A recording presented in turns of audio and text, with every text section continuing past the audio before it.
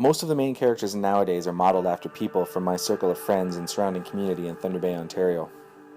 When trying to describe to Chris these characters that have inhabited my brain for the last decade or so, I was calling up friends who resembled those characters and asking them if I could use their likeness for this book I was doing, and that my illustrator wouldn't mind having some profile pictures to use as a reference when he was drawing. I put myself in there, although my character didn't fare too well. The first person I contacted was a friend of mine from high school, Jason Bocage. He was a pretty good match for Brendan, a character we're introduced to in the first chapter. Brendan is a tragic character that puts us in the shoes of the monster. I called on another one of my high school friends, Nadine Friday, as Brendan's wife Patricia. You may not recognize her at first, as her character's been buried for the last 5 years.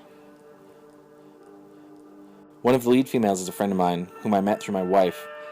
Sarah Watts was an acupuncturist at a health and wellness clinic my wife was practicing at when they met. She looks a lot like the character Jamie, and they both seem to share the same wild spirit. The other lead female is modeled after one of the most photogenic women I've ever met, and she also happens to be my wife, Sarah Boyer.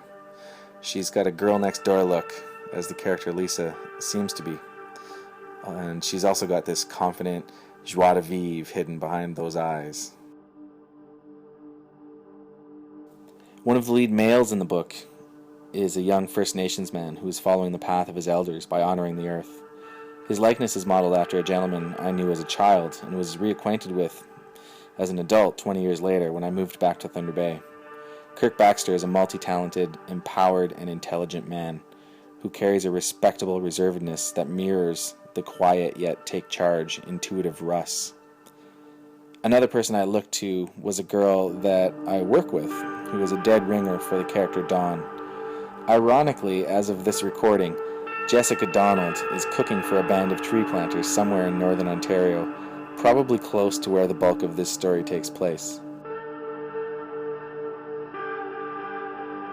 And then there's Chris Merkley, my illustrator. A witty, mild-mannered man, normally at peace, he took his likeness and turned himself into a brooding monster who is suddenly thrust into even thicker skin. I felt kind of sad looking at the likeness of Chris do these awful things as the character Jeff. I am also quite convinced that Chris may have eaten one of his neighbors during the process of penciling, inking, and designing the look of this story.